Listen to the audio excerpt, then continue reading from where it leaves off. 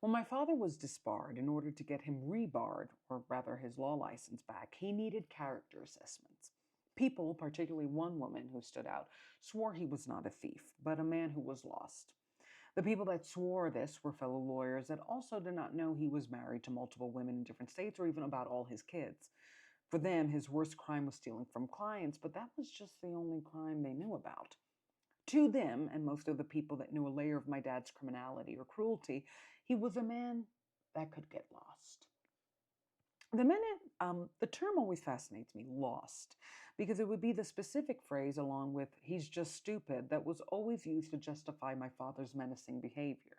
As if the capacity to plot against the very people he admitted he destroyed or would claim to love was not at all the move of a much smarter, more conscious being. It was this energy of dousing and watering my father's malice down to words or catchphrases like he thinks he's funny or forget it, he'll pay eventually, that made me realize my father may abuse women. I guess that's TikTok passable. But the women of his life enabled him out of some form of their own grief or childhood trauma. The men in my mother's family not only embody that love is blind, but that love is blind, deaf, and mute. These men were sensory overloads that oddly left their women senseless. They were dumb and challenged all their women's mental health. They were cruel and challenged all their women's ability to not become embittered about it. They were even physically violent and challenged all their women's ability to want to stay physically alive because of it. My mother grew up in those spaces and wanted to escape them so badly she landed right in the hellscape that was my dad. A man who could be dangerous and mean and even criminal and vindictively threatening, but she could not grapple with the weight of his evil beyond saying, at best, his good could get lost. The reason that word stood out to me was because I never got held with such grace. I was held to such high a standard in terms of behavior that I kind of oddly became jealous of my father's past. When it came to women, my father was a predator, often using only women, like most predators, to feed, find, and fulfill the parts of him that were empty, like his finances or his soul. Yet at the time, I did not see my father's ability to abuse women and then punish them if they felt it as evil or even pernicious. My little girl brain saw it as a real capacity to just get away with things. How cool. My mother was super strict and quite harsh on me growing up, of which her family made it a point to consistently make fun of how big of a loser my dad was by always bringing up him in the most random ways to insult me. Remember, I'm the daughter of the black sheep. If they don't love your mom, they don't really love you. If I won a board game, oh, she's a cheater, just like her dad. If I said something contrast to what they like or was the overarching opinion, oh, she's a liar, just like her dad. I was paying for his poor, wicked behavior that no one confronted him on. He was somehow getting more grace than me. It was a random afternoon, and I had finally met my grandmother, aka my father's mom. She liked my mom because my mother was big on family, and she felt my mother encouraged him to forgive her. Yet that did not stop him from verbally mopping her soul on the concrete outside her home. Crying, she apologized to my mom and admitted my father embarrassed her. His behavior was shameful, and she had no idea why or where he got so bad. In the air, I felt the word again, lost. But the way they cried was not from a man who was lost as much as a man that made them feel like losers. I wondered if my grandmother would ever tell him that he was the keeper of her shame and made her feel humiliated. Or was she like everyone, enabling his malice out of a refusal to feel the full grief and fear of his existence? Because then what? All right, let's heal. Let's discuss.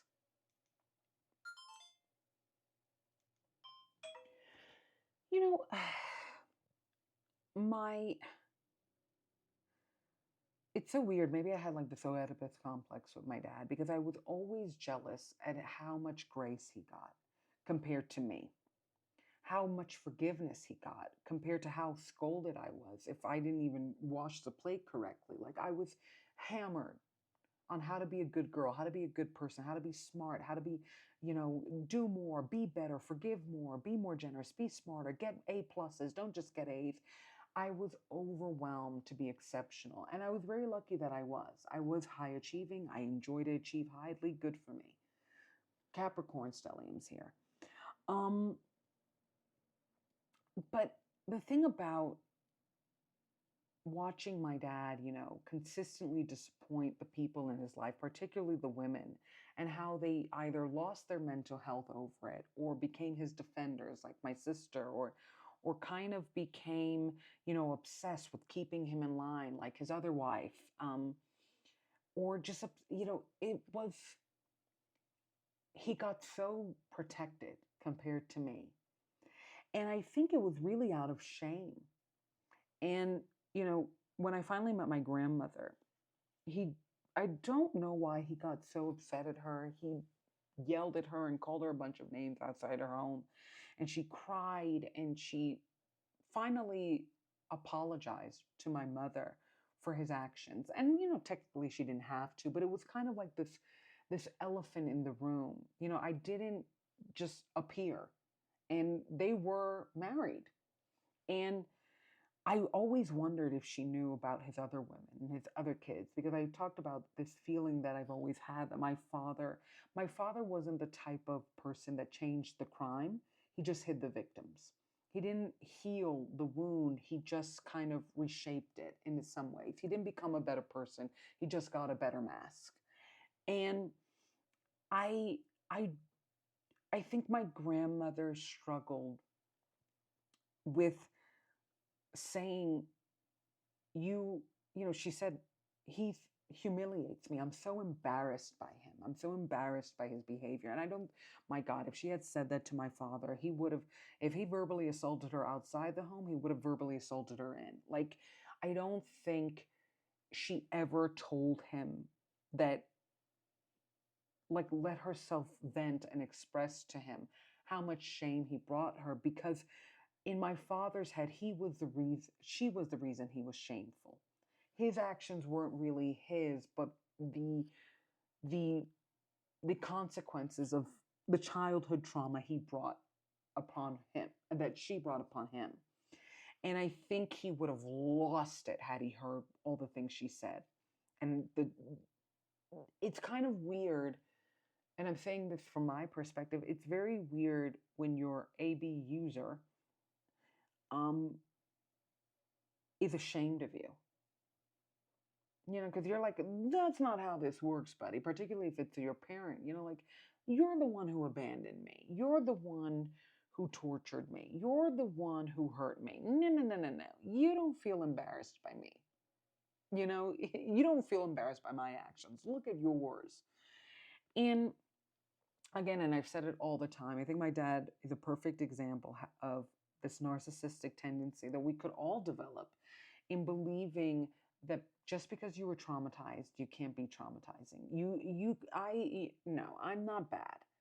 Trust me, I've met bad people. I'm not like them, right? And my grandmother has this breakdown, and the word lost was so associated with my dad. He's lost. He's dumb. And I'm like, this man plots against people. I mean, he approached my mom and never said he was married, never said he had kids, you know, hid the wedding ring. Like, that's a conscious choice. And he was treated as somehow unconscious because the women in his life wished they were unconscious. They had to kind of, where was I that I landed this guy?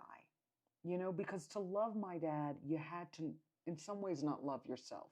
You had to be unhealthy to fully embrace him. You had to mentally forget all the mental anguish he caused. You had to verbally and even physically act like he wasn't pain incarnate just to be in the room with him. Because he did things that you would say, my God, never see that man again. Hide him, file a crime, call the police.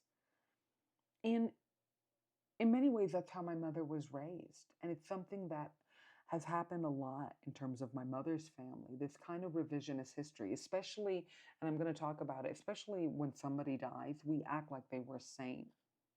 And particularly the men.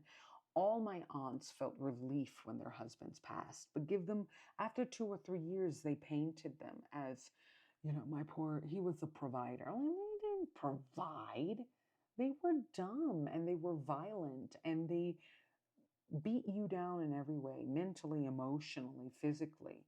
And now you do to any new person that enters your life, you act like he was the greatest guy that ever lived.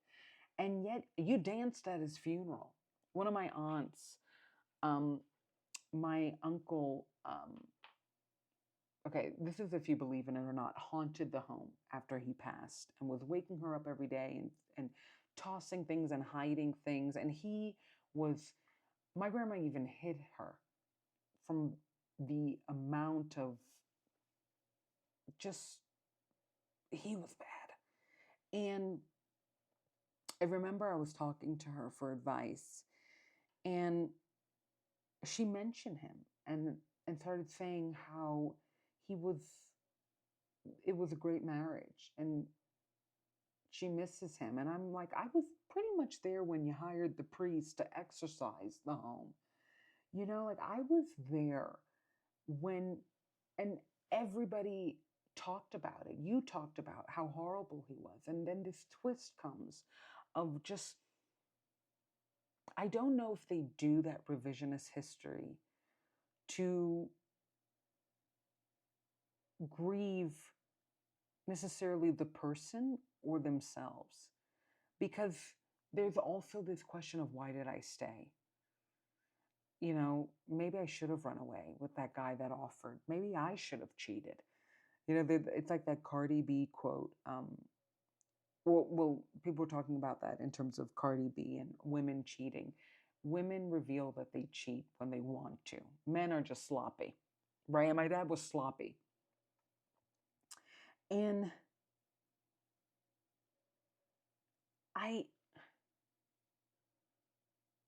the more energy you invest in somebody that's hurting you, the more you miss opportunities to heal you. And that's not just spiritually, it's also materially. Like she didn't go to school until much later. She married him, she was 16, he was like 40. Okay. And she didn't really go to school until her later 50s. Like she always wanted to get an education. He didn't allow her. He got sick and she took advantage. Like, look at that. He got sick and she was like, well, now that you're down, let me go to school and fulfill my dreams of like nursing. Are you like, that was a perfect marriage? You had to wait till he got a cough for 6 months to get a textbook? And it was this thing that my family did of not just hiding our members' malice, but even when they passed, sanctifying them. And the thing is, when you juxtaposed it with the good people of our family, the sweet ones, they didn't get the same grace. We got a little bit harsher. We got a way harsher hand. And yeah, I guess it is a little Oedipusy. Oedipusy. I just, and it fractured me because I really did date bad people. I can't look at a lot of my exes and it's always murky when you say, oh, I dated toxic men, I dated narcissists, because now everybody's saying that. And it could be true. I mean, privilege makes you avoid the darker parts of you. Like my father didn't have to grow up. He didn't have to heal. We just all allowed ourselves, we just learned how to handle his wounding better. Was he going to hurt you again and disappoint you? Yes. Was he always going to pop up in some ways in your dynamics as a toxic example? Yeah. Yeah. But that was for us to handle, not him. And in some ways, I'm like, well, no wonder this guy never learned genuine happiness, only the happiness that comes via images. We didn't help him. We just didn't. And we didn't help ourselves either. Check out daddyrecovery.com. Check out deandrewreviewsitall.com. Check out Hardin on all music platforms. Love ya.